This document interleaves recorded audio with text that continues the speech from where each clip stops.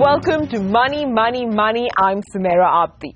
As we continue on our journey to celebrate the best financial advisors in India, it's only fitting that we talk about the most important journey of all, one of wealth creation and the tools that one can employ. So if you're looking to multiply your wealth, then you can't do without understanding the power of compounding. Well, simply put, compounding refers to the reinvestment of income at the same rate of return to constantly grow the principal amount year after year after year, resulting in small investments yielding big results. So how can you put this theory into practice? That's the question I'll be asking my three guests this week. Vishal Kapoor, Regional Head for Wealth Management South Asia at Standard Chartered Bank, who represents the bank that won the best performing foreign bank at the Financial Advisor Awards 2014-15. Also with me is Abhishek Mathur, who's the Head of Investment Advisory Services at ICICI Securities, representing the institution that was awarded the best performing National Financial Advisor Equity Broker. And finally, we have with us Anurag Seth, Head of Global Wealth Management at Quant Global Wealth Management, who's actually representing the winners of the best performing Regional Financial Advisor in Western India. So gentlemen, thanks very much for being a part of this show. I want to actually toss open the question to all of you as we start. What really is compounding? I mean, we know what the definition is, which means, your returns keep getting added, so you have more at the end of your term. But what really is compounding, and how can we put this theory into practice? Do you want to go first? Well, simply put, compounding means that whatever interest you earn every quarter or every year, you earn interest on that also. So, for example, if I'm getting 8% on 1,000 rupees investment and I get 80 rupees at the end of the year, the next year I will earn interest on 1,080. So it just adds up and gives this big power of compounding to the entire principle. But is it really all that and more, Vishal? I mean, is it really the big alpha in an investor's portfolio? I think in one way, the beauty in it is that it's so simple but so powerful. And if I can quote the great Albert Einstein, who once said that it's compounding, the eighth wonder of the world. It is the eighth wonder of the world. The interesting thing is, if you understand it, you earn it. If you don't understand it, you pay it. So it can work both ways. It can, it can really work the other way as well. If you're paying compounded interest, it can really hurt. So we want our viewers and our investors to really understand it well and earn it rather than be on the other side. Okay, but Anurag, now these two have actually taken the easy way out and they've chosen to, theoretically explain the concept. I'm going to pin you down. What does it mean? I mean, is my wealth going to grow like 5 times, 10 times, 40 times? I mean, how fabulous is fabulous? See, I think the best way to understand compounding is to start early. The earlier you start, the more time you give to compounding, it works beautifully then. Just to substantiate with numbers, like if someone has to invest 1,000 rupees per month and he invests it for say 30 years, the total investment, and it grows as say hypothetically grows at 12%. At the end of 30 years, it will be close to some 30 lakhs odd is what he's get, 1,000 rupees that gets earned. Someone delays it and does it for 10 years. So the principal is still the same and does it 3,000 rupees per month. So at the end of the tenure, you still get 3,30,000. That is the working. Fair enough. But the compounding there will work only to 6.75 lakhs. So that is what you miss for not doing it for 20 years. So earlier you start, the better returns you get. And as Abhishek really mentioned, in the sense, it is reinvestment of your income that you get. Yeah. So that really works if it invested for long. Okay, so, Abhishek, this sounds wonderful as it is, but are people really seeing the benefits of this in practice? I mean, one doesn't really hear of people coming out and saying, oh, I've become a millionaire over the last 30 years that I've invested. Yeah. So there are very few stories. I think we learn compounding interest when we are 13.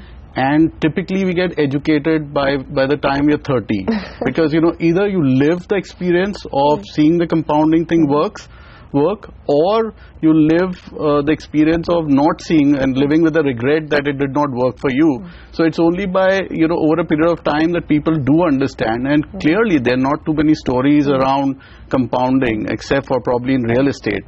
And there are, of course, some reasons to that. There are biases. There's this inflation that eats up a substantial amount of your interest that you earn. And clearly, the way people invest in the kind of investment that they do at the beginning is also extremely important.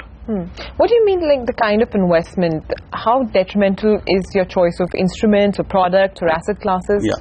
So let's assume that I invest 1,000 rupees at the start of my career at 6% or 8%, and I continue to do it for the next 20 years. Now, unfortunately, out of that 8%, 6% is going to be eaten up by inflation. So even if I've been promised that through compounding I will get a crore at the end of, say, 15 years or 20 years, that crore is not really a crore at that point of time. And so you really don't celebrate earning that crore at that point of time. Yeah, that's true actually. So sometimes the absolute amount doesn't account for inflation and so many other things. Okay, but Vishal, if compounding works as wonderfully as it does it really matter that if I've invested at 12% or 13% or 14%, do I have to still seek out that little bit extra return, or just by virtue of the fact that my money is multiplying over the years, is it okay if I still make smaller, safer bets? I think for compounding to work, there are really two big variables, right? One is the return that you get on the compounded money, and that does have a big play. The second is how long can you afford to compound, and that has an even bigger impact. So these are the two variables working together. In combination, it can give you significant benefits, right? And the other question around, have people actually made money in India? Actually, the answer is yes, they have. Maybe we don't come across so many of them talking about it in public, but if you look at the returns from equity markets in India, for example, whether it's select stocks or select funds, there are enough illustrations of compounding at more than 20-25 odd %. Now that level of compounding for 20 years is serious money.